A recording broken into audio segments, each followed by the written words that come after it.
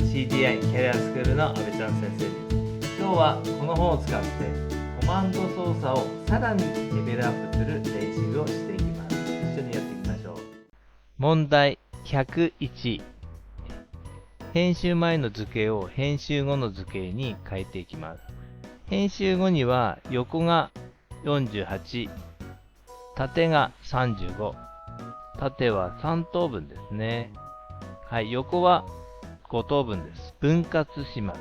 で、分割したところに点が表示されるのをディバイダー。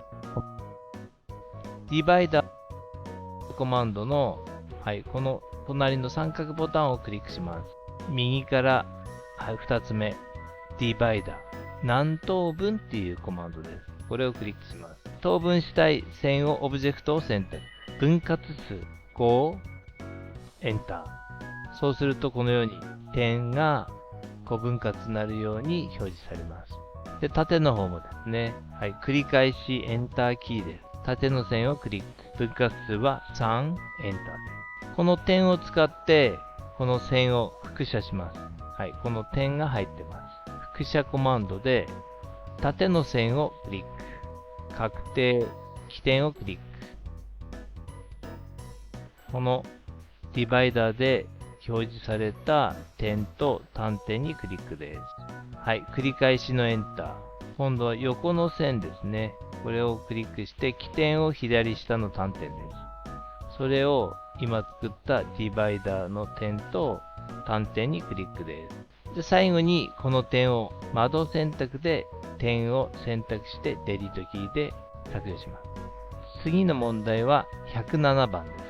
これはちょっと建築の図面に設定作ってるんですが、この赤い一点差線が、通り基準線ですね。はい、この黒い四角形が柱になります。この四角形をですね、横方向に15の間隔、縦方向にも同じく15の間隔で配列複写していきます。はい、それではオートキャドに切り替わります。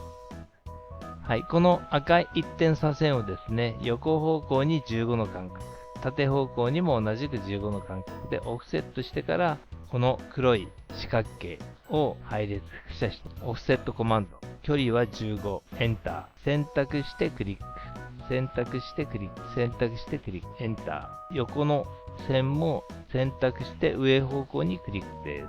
エンターです。次にこの黒い四角形を配列複写します。修正パネルの配列複写、区形状をクリックします。オブジェクトを選択して、この四角形を選択、エンターで確定。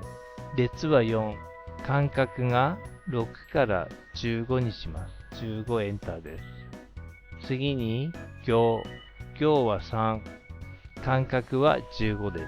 これでできました。配列複写を閉じるボタンを